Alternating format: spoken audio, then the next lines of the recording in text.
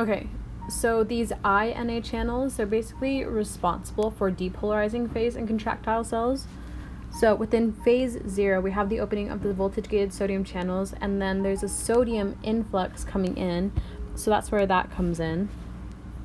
And then in the axons, the activation and the inactivation gates are going to be like part of the refractory period. So that's when the membrane depolarizes and then potassium channels close in phase 4, which means that we don't have any type of current within potassium going into the cell. So then we move over to phase 1, and this one is going to be fast. Hold on, sorry. This is a fast depolarization. Just, you can kind of see like right here how it's like shooting up so like quickly and drastically. And then we have phase 1, and phase 1 is going to be known as our rapid repolarization. So phase 1, which is rapid repolarization. Phase 1 is rapid repolarization, and this is when the inactivation gate of the sodium channel closes. So we're losing an influx of sodium. Wow, that's awful. Influx of sodium going into the cell. So then we have some like potassium and some chloride channels that open in response to the membrane repolarizing. Not in response. It creates the membrane to repolarize because you have the negative of the chlorine, and then you have potassium here, which is going to leave behind a negative charge. So then it becomes like a transient outward pull of potassium. So you're going from I to 1, and the calcium is activated. So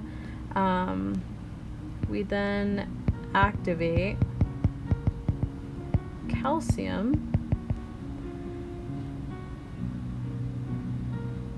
activated chlorine channels, which then repolarize the current, and the steepness is determined by the density of channels. And then we have phase 2. So phase 2 would be our plateau, which would be like this little part. This is technically called the plateau.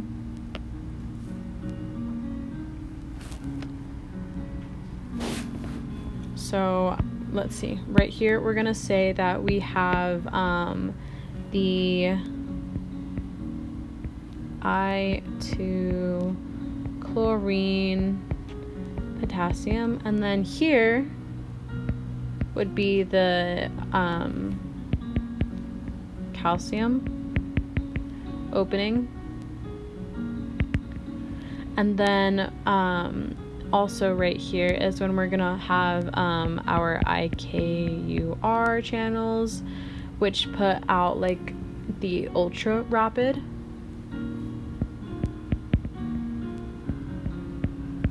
And then here we have our IKR, and then following that one we'll have our IKS channels, and then our IK1. And basically what this is saying within phase 2 is that we have our plateau where it's just kind of nothing's happening, nothing's going, there's just a stability within the cell, I believe. So you have your calcium channels that are opening, and then the calcium channels activate and inactivate slower sodium channels, which then contributes to the current calcium only after sodium channels respond. And then that means that calcium is going to enter the cell, and then you have different types of calcium channels within the cardiomyocyte. So you have like an L type, And this L type is long lasting, and we can say that it also inactivates slower than our other channel, which is our T type channel, and that is basically transient. And these channels are basically designed based on the inactivation rates. And then we have our delayed potassium channels, which open up at the same time.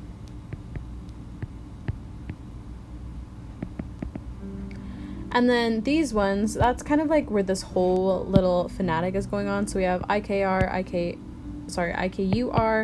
and this refers to influx of potassium ultra rapidly, I guess, and then influx of potassium rapid, influx of potassium slow delayed. This one, IKI, I can't remember what that one is. I think, no, it's an R, sorry. Yeah, okay, anyways. So then IKS would be slowly delayed.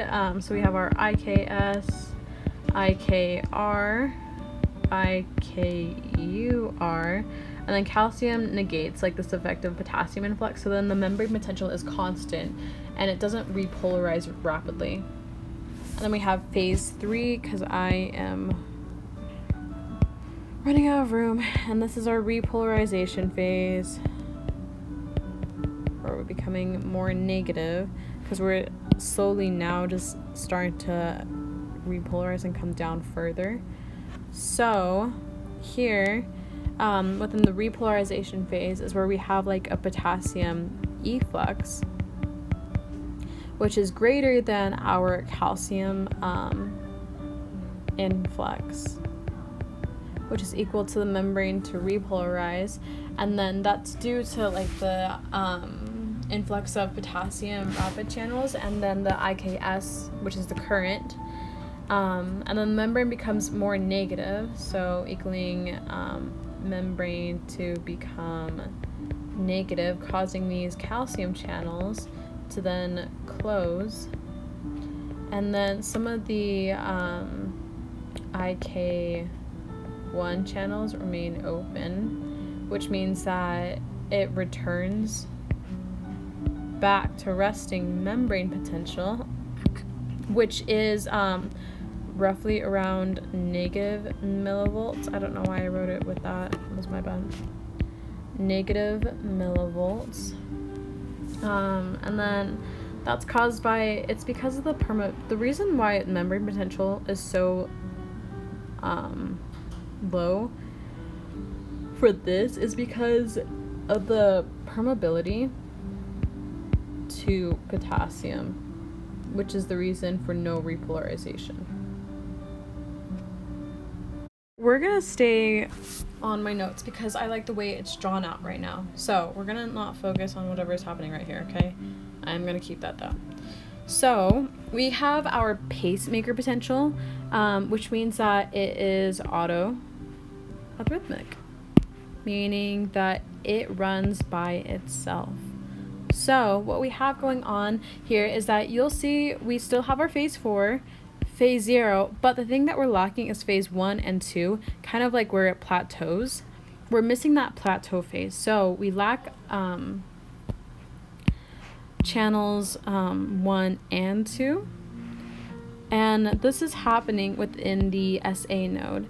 And, man, that was my bad. So it's happening here in the SA node, the sinoatrial node. So the difference between our cardiomyocytes and our pacemakers is that we don't have channels 1, we don't have phases 1 and 2, we just have 0, 3, and 4. So there also is just no resting membrane potential here, and that means so once the cells repolarize, it depolarizes again slowly. So we also have something called funny channels, and that's the main difference between those two channels, I would like to think, in my opinion. So we have our funny channels, these funny channels can also be called like HCN channels because they're hyperpolarized, activated, something gated, nucleotide gated, I don't know. But these channels open when the membrane repolarizes, and then okay, so what happens here is that these channels tend to open when the membrane repolarizes. Let me do another different color. So oh my goodness, why can't I talk?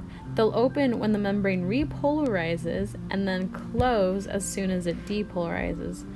So, oh yeah, I'll get to that in a sec. But as soon as we start to depolarize, this is when the HCN channels will turn off. Okay, perfect. And then our voltage gated channels are regulated by a second messenger through cyclic AMP. So the pacemaker potential is different because it allows so these little funny channels right here, they're gonna allow sodium to enter slowly during the depolarization phase. So right here we have sodium slowly coming into the cell, right? And then that's going to cause membrane potential to eventually reach threshold, which is going to be right here. We don't have a resting membrane potential, but we do have a threshold. So once the resting membrane potential is less than negative, so when it's becoming more positive, the nodal cells are going to the resting membrane is going to be more positive in the nodal cells because there's no potassium channels there's no like potassium dependent, if that makes sense. So we don't have any potassium dependent, which means that threshold, being able to reach it, is going to occur through T-type and L-type channels, through those like little calcium channels, those subtypes of calciums. They're going to reach and trigger the voltage gated calcium channels here. The voltage gated calcium channels here to create the depolarization phase. And then the T-types are not normally present in the myocardium. They're prominent in the conducting and pacemaker cells. So the T-type and L-type calciums close more slowly than sodium. So we could say that calcium closes more slowly than the sodium channels do. So that means that voltage-gated calcium do close at the depolarization phase, and then voltage-gated potassium opens. So the efflux of potassium is causing the repolarization phase. So right here, we have depolarization, repolarization, and calcium causes depolarization, potassium causes repolarization. Let's just think of it like that. And then it's gonna drop below threshold because of so once it right at this point, it's gonna drop below threshold because the potassium channels here are closed, and then the HCN channels open, reopen, and then we'll just start this whole process over again. But it's different.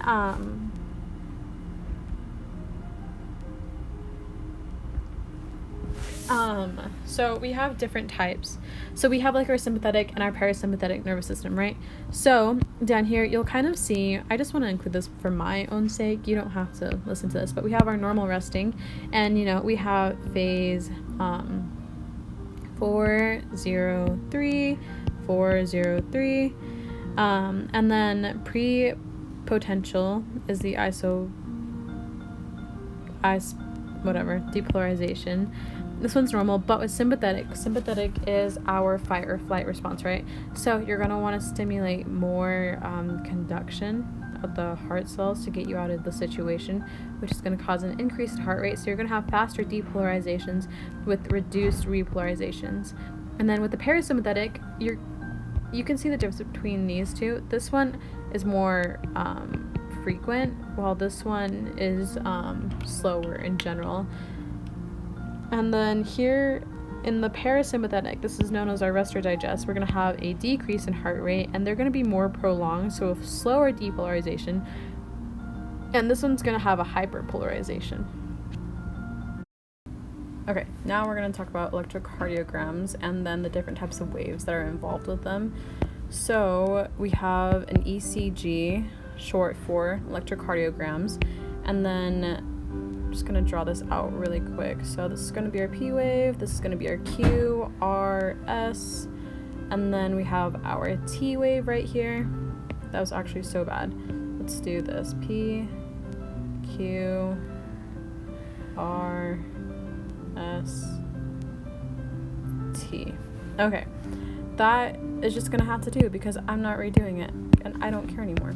So right here, this is going to be our P wave, this is going to be Q, R, S, and then T. You get it. I'm not gonna put wave after every single one of these. And then here, let's go ahead and put some color here. So from the point of the start of our P wave to the beginning, I guess to the end, and to the beginning of our Q, we could say that this is our PR. Whoops. PR interval.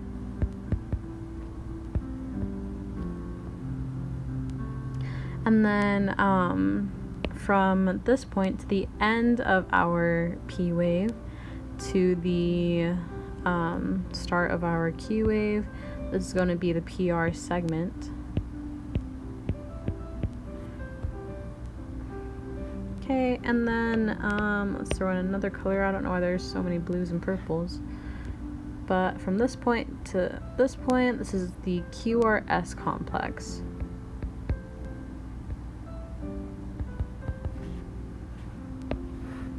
And then right here, ST segment.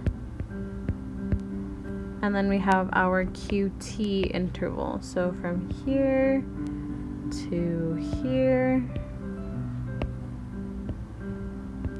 QT interval. Okay, so let's go ahead and start with the basics. So what we have going on is that the electrocardiogram, so basically what this is we are measuring the currents flowing through extracellular fluid within the heart. So it's measuring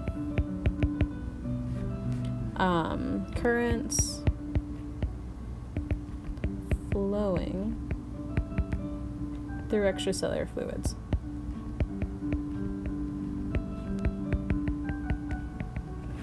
And then this deals with propagation of action potentials within the heart, and the maximum force of electrical field occurs when half the cells are positive and then half are negative. So that'll become really important when we talk about vectors and sensors. So we have an isoelectric point, which is where there's no deflection and no current in an electrocardiogram. And then we have our depolarization. We have our depolarization, which is spreading from positive to a negative sensor, which there's going to be an upward deflection. But as dipoles decrease, so does the deflection, which means that we're going to cause it to repolarize.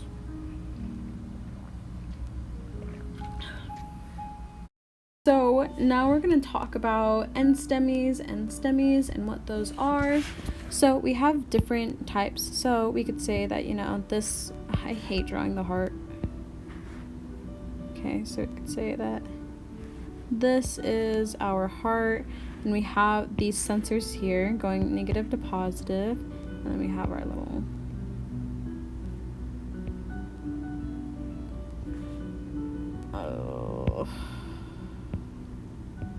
something like this.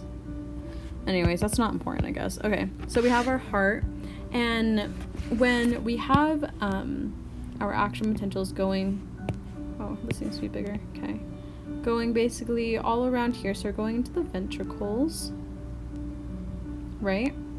It's gonna look normal because we have, again, our P wave, which is when we're, I can't think right now, depolarizing the atria, and blood is going into the ventricles, and then the ventricles are depolarizing, which is causing that outward push of blood, and then it repolarizes the ventricles here at the T wave. So this right here is what we want to see, because it's going out of the atria into the ventricles, right? So then we're gonna get that nice, we're gonna get that nice little, anyways, I don't know what, I'm over this class right now. It's pissing me off. Anyways, that's considered normal, right? So if we do the same thing here, but instead it's not spreading out completely into the ventricles. I'm over this. I'm actually so over this.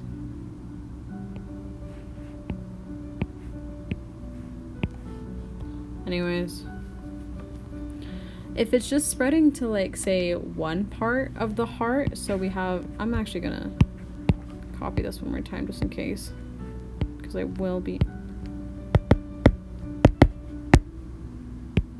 oh my gosh, I'm gonna kill myself. Anyways, okay, so if it's just like spreading in one singular spot, that's gonna be a problem. So I'll just draw this out. We have our positive, we have our negative sensor, we have our resting membrane potential, and then here we still, sorry, I'm not including like this little divot for some reason. Mostly because I don't feel like it. Anyways, that's what would happen with that one. And then with this one, if we had it just like right here and it only did part, let me draw this. Okay,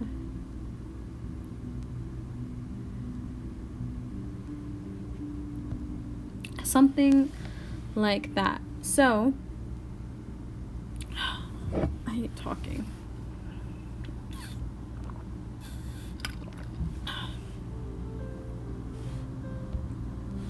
Maybe if I just went over to this end, you could see that this is a lot better, like a better representation, because what you have is you have the action potentials going from the SA node down into the ventricles, which is then causing this slow depolarization, and as it goes further down, you're causing more of a depolarization, but once it hits your AV node, then you cause a repolarization, and then it comes back up. So it went all the way down and then through the ventricles, and now it's coming back up to start the process again. So that's when you create this whole T wave, because it finally reached the apex.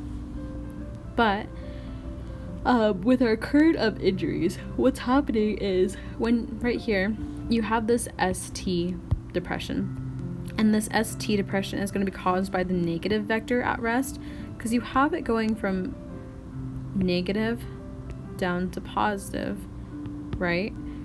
But that's going to cause your Q wave to form, and then when it's stimulated by lead 2, the tail of the vector, so like right here, the tail of the vector is going towards the positive, causing that upward deflection, and then the isoelectric point will be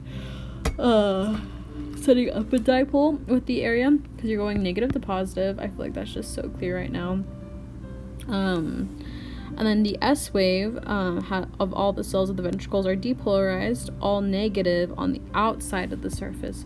So basically, what this is saying is that, say it's going out, we have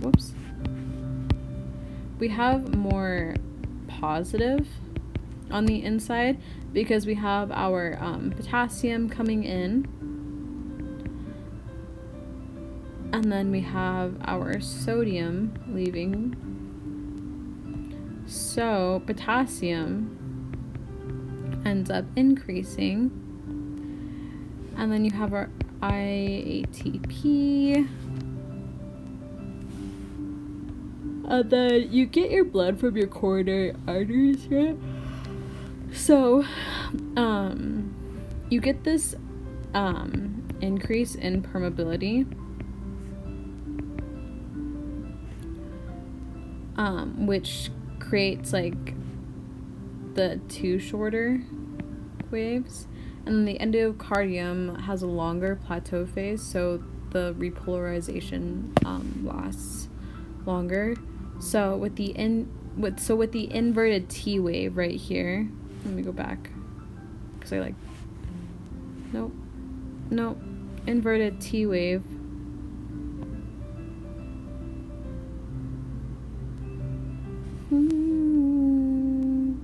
It would have been you.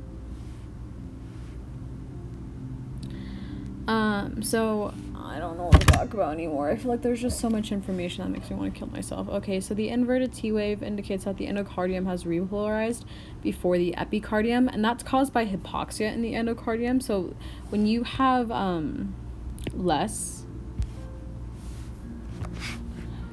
I hope you know I don't mean I want to actually kill myself. It's just a freedom of expression.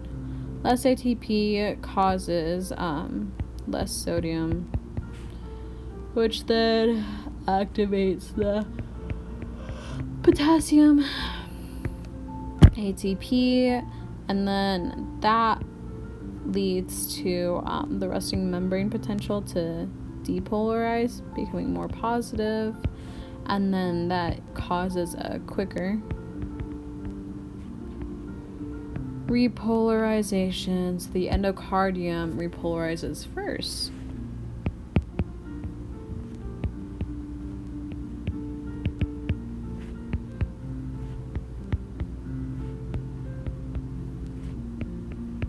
Instead of the epicardium. So the IATP channels open whenever the ATP channels are low, which causes it to hyperpolarize during hypoxia. And then the effect of the action potential causes the plateau phase to become shorter. So then it'll look like this, basically. It becomes shorter because IATP senses low ATP, which causes hyperpolarization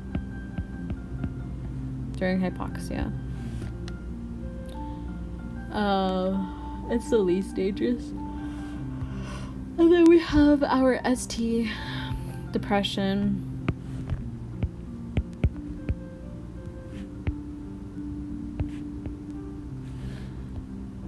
ST depression. This is when the ECG sets the isoelectric point above its normal, so it's greater than its normal point, isoelectric point.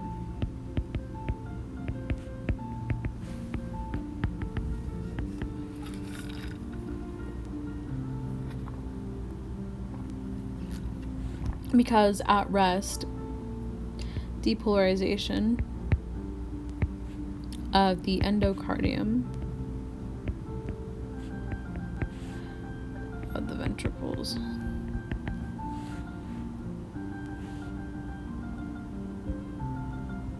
Anyways, okay. So we have our heart here, right? The ventricles, whatever. I don't care anymore, honestly. So we have our SA node, right? So, and then the semilunar valve. Yep. Sometimes this will happen if there's like a buildup of plaque in the coronary artery.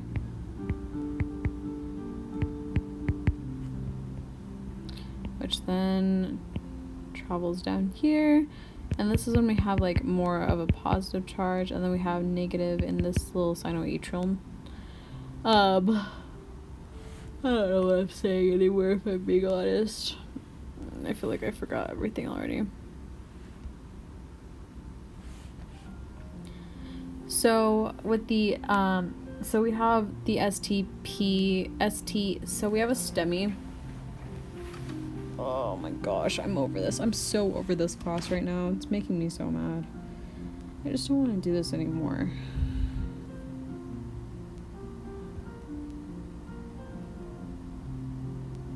Okay, so basically this is a STEMI, and STEMI is going to stand for ST. So ST elevation myocardial infarction. N would be for non.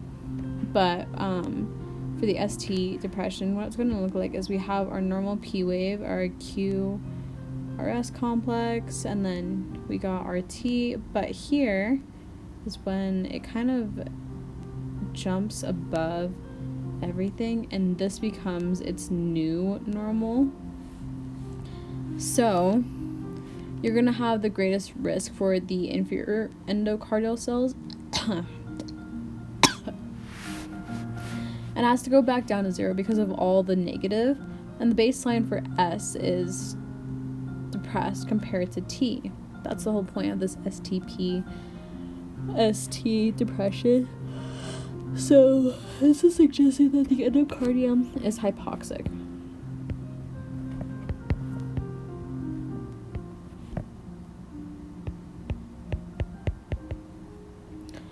Because the cells are depolarized, so there's no S wave,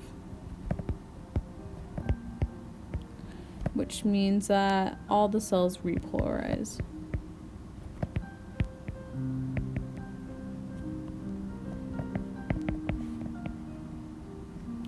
And then they pass the hypoxic cells, which is also known as STEMI, which causes the baseline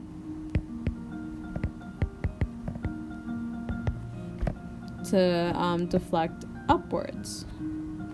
So basically what's happening is that the upward interference from background vectors shifts to the isoelectric point. So the QRS, whatever. Okay, so right here, the upward interference from like the background of injury, the vector shifts from its electric point, so going positive to negative. So what's affected is PQR, which is relative to its new baseline. So this right here is its new baseline, and then at the S wave right here, the ventricle depolarizes, eliminating any type of like dipole, causing it to return to its original baseline around here. I think it completely would drop off right here. And then during repolarization, the ECG senses the background of current of injury again, and the ECG deflects upward to complete the T wave right here. And then with the ST elevation, what we have like these ventricles here, right? And they're more positive inside, and you have the sensor going from negative to positive, but it's already negative on the outside. So what this is going to cause is a transmural infarction.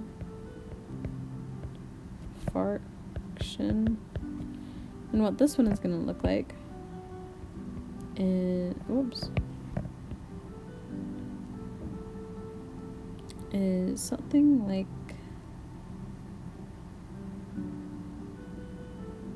this, and this is going to be T, this is going to be S, and then you have your QRS complex. So STE elevation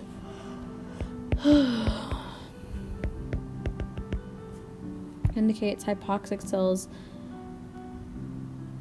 take up the entire thickness of the ventricle, which is what I was trying to kind of like portray here, the like entire thickness of it rather than just like part of it starting to spread out.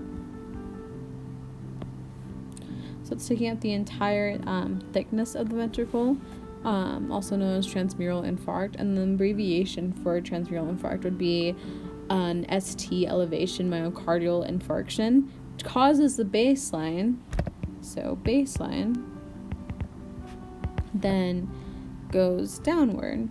So the ECG is going to draw a line at the S wave base. Let me grab this. At the S wave base line, and then we have our PQRS complex, which then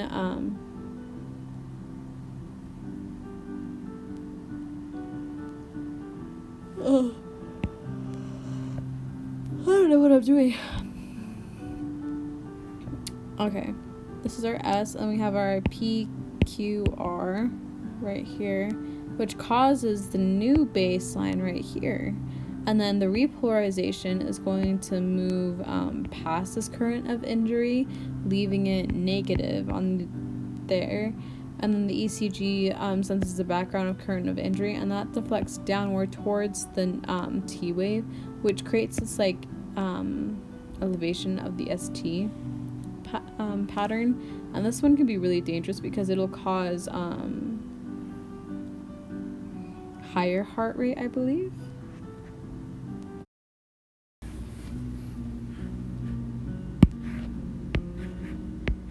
Starting with the heart, let's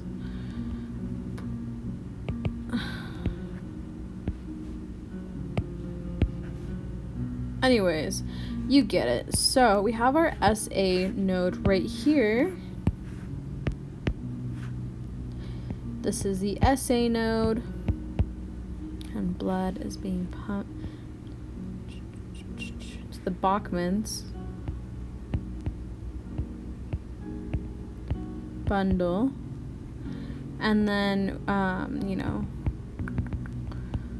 this is going to be the right side, left side.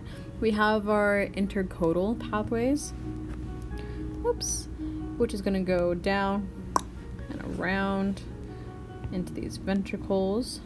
Then we have our bundle of His right here.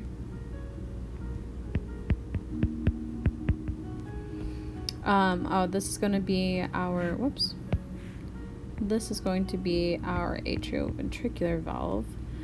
And then these right here are the bundle of branches.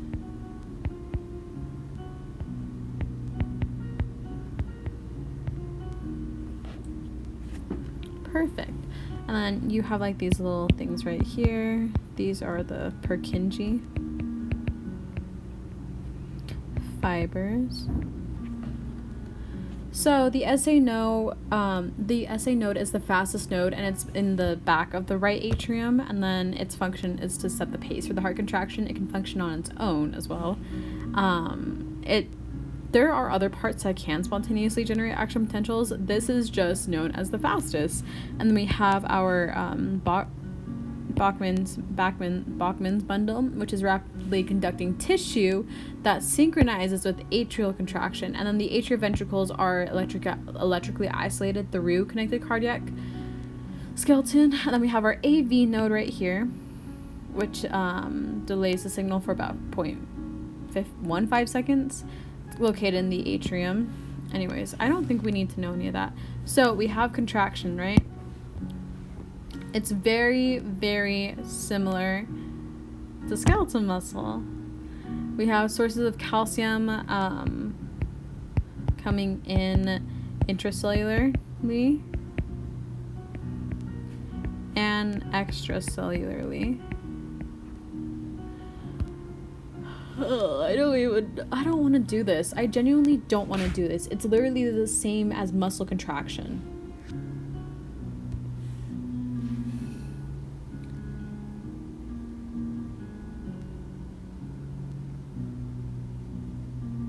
Okay, anyways, whatever.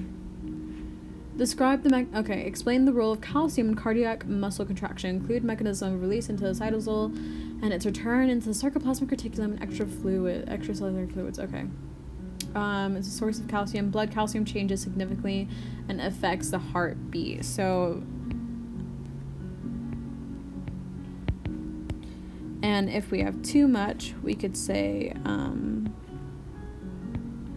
that we could get arrhythmias. So our T tubules, they have the L-type voltage-gated calcium channels, and the extracellular binds to calcium, which binds to ryanodine on the sarcoplasmic reticulum. So, you know, we have our T tubule here, sarcoplasm, reticulum, whatever. I don't know why I'm so pissed right now. I just please don't take any offense to this. I'm just actually so mad that I have to do this right now. DHP and ryanodine. DHP, ryanodine, interlinked together, whatever. So, extracellular calcium is going to go in on the sarcoplasmic reticulum, and then these T tubules, they have the voltage gated, so we have our circopump, which is pumping ATP, sodium,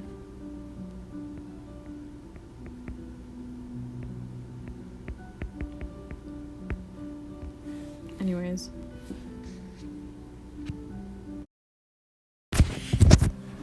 So now we're going to talk about the cardiac cycle. I just don't want to do this. I think this is so stupid right now. Maybe because I feel stupid right now. Anyways, yeah, describe the events taking place in the left ventricle and the aorta during the cardiac cycle. Okay, amazing. So, left aorta. Ugh, I hate this class. I hate this class right now. I hate it. I hate it. I hate it. I hate the heart. Okay. Whatever. LA, right? Okay, so we have our mitral valve. We have, or the, bicuspid, whatever you want to call it. I don't care, honestly. Right here, this is going to be our aorta. And what the aorta is going to do is that it's going to slowly push out some blood, right? It's going to keep doing that and that and that. So basically what's happening is that we have systole, which is the contraction of the chambers of the heart, which are specifically ventricular contractions, unless otherwise specified, and that composes about 1/3 of the cardiac cycle. So we have our first phase, which is our isovolumic contraction. And isovolumic contraction, let's see, let me draw this real quick. So we could say, let's see, I don't know, 130, and then 80 or something. Who knows? Who cares? Not me. Oh, I hate this class. Okay, so your left aorta.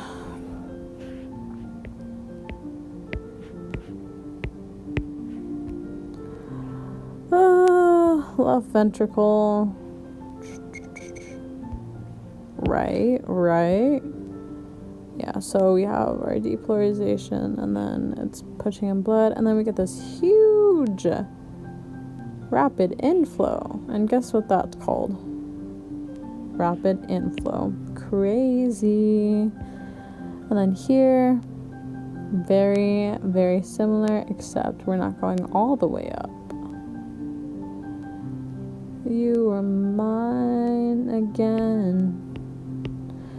You are mine to lose. No. And I can see us.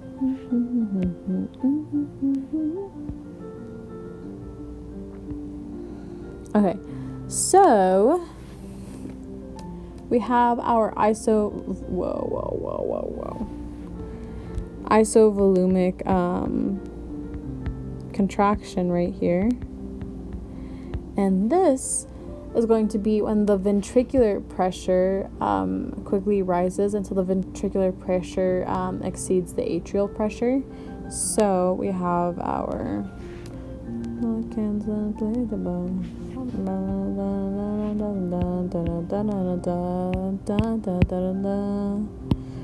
left arrow, left ventricular, so atrial and then ventricular.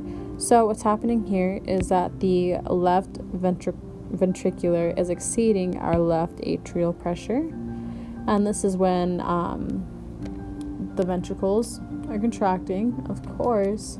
So you have open valves, and then no valves are open, and then there's no change, which means that volume which leads to volume because valves are closed. So that's your isovolumic. It rests around 80 millimeters of mercury. And then you have your ejection phase, which would be in between, which would basically like be right here. This is when your ejection phase would be happening. So I kind of messed this up.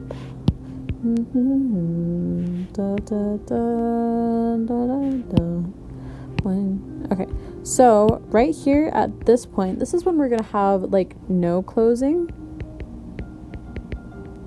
because of velocity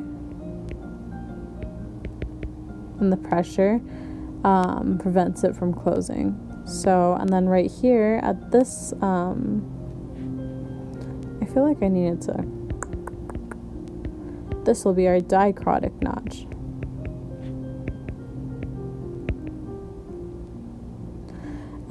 Because this is when the recoil of the aortic causes it to stretch, and then the blood slowly is pushing against it, which is closing the valve. And then right here is when the semilunar valve closes. At this point right here, semilunar valve closes, and this is going to be our first heart sound, which is the lub sound. And then and sorry, I didn't put it right here, but at this point right here, this is when the AV valve closes, which is going to be our first heart sound. All right, this is our second heart sound. I'm over this. I'm so over this. I'm gonna kill myself. I have to go to work after this. Second heart sound, right? Okay, perfect. So that is what we have for systole. Now when we go into diastole, we're kind of like finishing off this loop basically. So, you know, we're saying around 120, and then we'll put around 50 right here because you'll see in just a sec.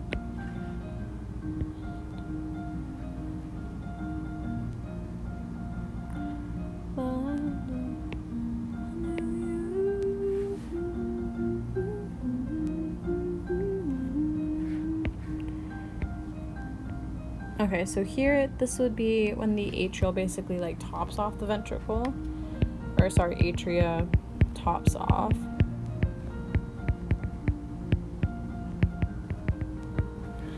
And then this would be our ISO.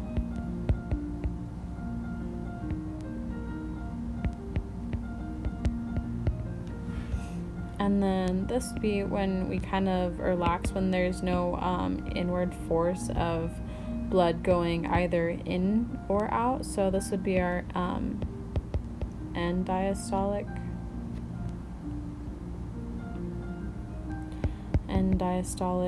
volume, and then this would be our pressure.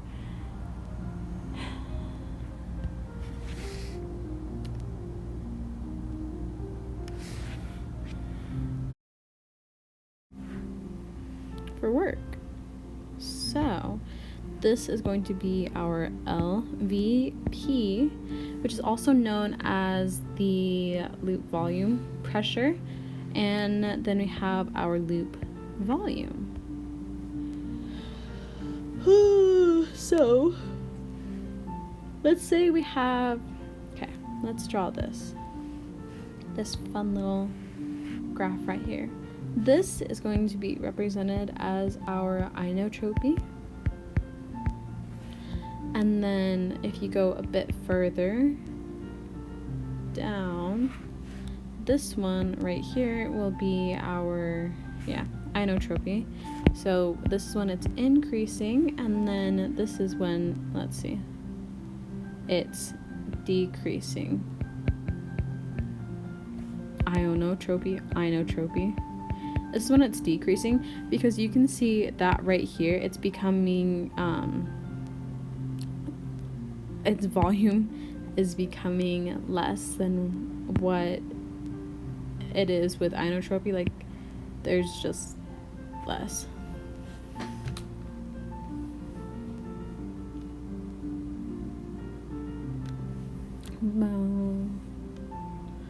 Lost in December. Okay. Anyways, so what we have is the inotropic line.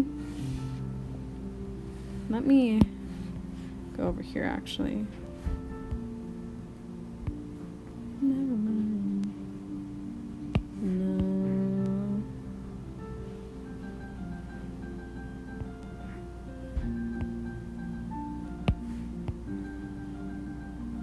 Okay, so this is when our semilunar valve opens. Actually, let's start down here. That was stupid of me to do. Okay, so this is our atrioventricular. This is when it opens right here. And then up until this point is when it closes. And the closing of the AV valve is what gives us our first sound, which is also known as lub. And then I think I just had to cool down for a sec because I was getting really frustrated. I need a nap. So if stroke volume is decreased, that means we have an increase in heart rate. And right here, this would be our stroke volume, which is equal to EDV minus ESV. You have EDV on this end, ESV on this end, and then right here is when the semilunar valve opens, and then this right here is when the semilunar valve closes, and this one is going to be our dub sound, which is our second sound, and right here is going to be our ejection period.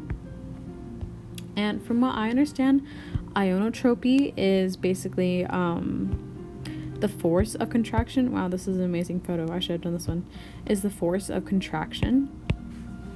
And then elastance is how stiff the heart is. So if a person does suffer from stenosis, which is hardening of the arteries, I believe, then that would affect the elastance. Yeah, so you have your AV valve. So the ventricle is done contracting and relaxing.